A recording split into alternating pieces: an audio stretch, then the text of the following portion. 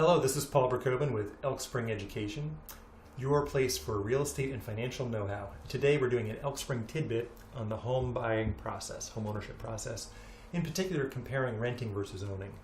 So one of the really interesting things to note, you'll see, is that especially at times when interest rates are at good levels, it's often possible to own a similar property for the same or even lower payment per month than if one was renting. And again, this is especially true when rates are at good levels.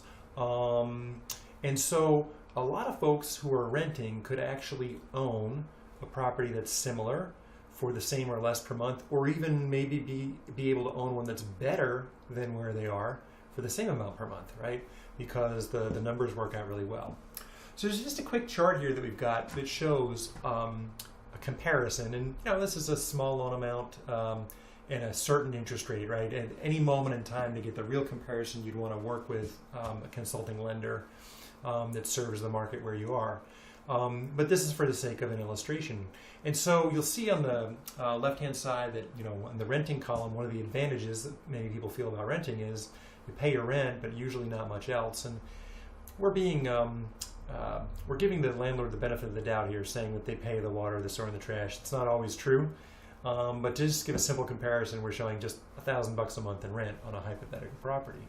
And on the ownership side, there are many other things that go into a payment. So on this chart, the first thing that we see is the $730 a month, which is principal and interest on the loan. That's what the P&I stands for. And then you pay real estate taxes when you own a home. You don't have to pay that when you rent. There's also homeowner's insurance, which is insurance on the structure in case something were to happen to it. Then there's a thing called PMI, which is private mortgage insurance. Different mortgages have different versions of this if one puts less than 20% down. So you may or may not be somebody who would do that, but many first-time buyers or people who are comparing renting versus owning would have PMI, so we just threw it in the chart here. And then added water, sewer, trash, just to come up with the fact that the payment is similar. And a key thing to understand in this comparison is, and this is something that so many people who are making this comparison miss, okay, they miss that when you own, there's also tax savings.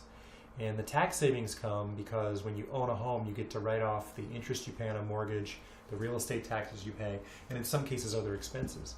So for a lot of people, when they really compare everything, including the tax savings, it ends up being less per month for a similar property.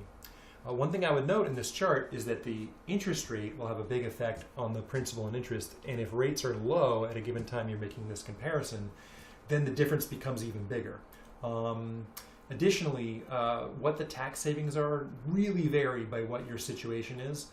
So a really important thing to do if you're making this comparison is to work with a great consulting lender and a great consulting CPA to figure out what the real budget would look like for you, including the tax savings.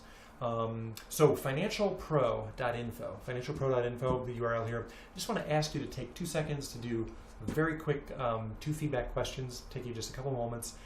You can also request additional information here. And if you need help finding a great consulting CPA or consulting lender to help you make this comparison, feel free to write that into the boxes there, and we'll help you with some recommendations for folks you could talk to. Financialpro.info. That's our tidbit. Thank you.